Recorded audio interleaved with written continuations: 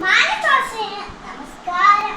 ശബ്ദ സഹിക്കുന്നവരെയും ഭക്ഷണത്തിന്റെ മതിലുകളെയും കഴിയുന്ന ഒരു ചൊല്ലുണ്ട്. നാം എന്ത് സമൃദ്ധിയിലാണ് ജീവിക്കുന്നത്. ഇഷ്ടമുള്ള ഭക്ഷണവും വസ്ത്രവും ആവശ്യാനുസരണം നമുക്ക് ലഭിക്കുന്നു. എന്നാൽ ഇതൊന്നും ലഭിക്കാത്ത എത്രയോ കുഞ്ഞുങ്ങൾ നമ്മൾ ചുറ്റുപാടും ജീവിക്കുന്നു.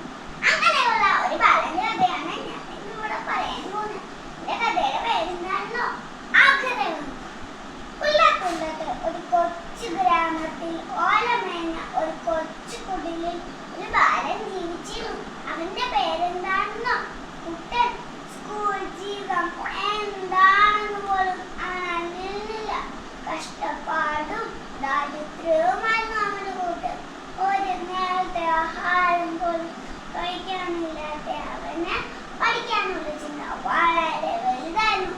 അവന്റെ വിഷമം കൊണ്ട് തന്റെ അമ്മ ഒരു സർക്കാർ സ്കൂളിൽ ചേർത്തു.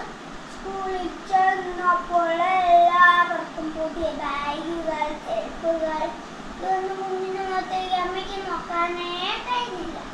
അന്ന് അവിടെ വെച്ച് കുട്ടന് ബാബുവിന്റെ ഒരു സുഹൃത്തിനെ ലഭിച്ചു. അവൻ വളരെ ക്ഷമികനായിരുന്നു. ഒരു നാൾ കുട്ടൻ ബാബുവിനോട് ചോദിച്ചു, നിന്റെ വീട് ഓലയാണോ ആടാണോ? ബാബു പറഞ്ഞു, മാളികപ്പുറമുള്ള വീട്. കുട്ടൻ അതിശയത്തോട് ചോദിച്ചു, മാളികപ്പുറമുള്ള വീടോ? അതെന്താ? ചോദിച്ചു, നീ അങ്ങനെയുള്ള വീടൊന്നും കണ്ടിട്ടില്ല. ഒരിക്കൽ നിന്നെ എന്റെ വീട്ടിലേക്ക് കൊണ്ടുപോവാ. അങ്ങനെ ഇരിക്കൽ ബാബു കുട്ടനെയും കൂട്ടി തൻ വീട്ടിലേക്ക് യാത്ര. വീട് കണ്ടതും കുട്ടൻ ഞെട്ടിപ്പോയി. അയ്യോ, ഇതെന്താ കൊട്ടാരം പോലെ ഉണ്ടല്ലോ. അങ്ങനെ അവർ വാതിൽ തുറന്നതും കുട്ടൻ പേടിച്ചു പോയി.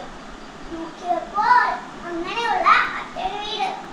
ഇതിനുള്ളിൽ വലിയൊരു പട്ടിക്കുട്ടി. ഇതിനുള്ളിൽ എന്താണെന്നോ? വലിയൊരു പാത്രം.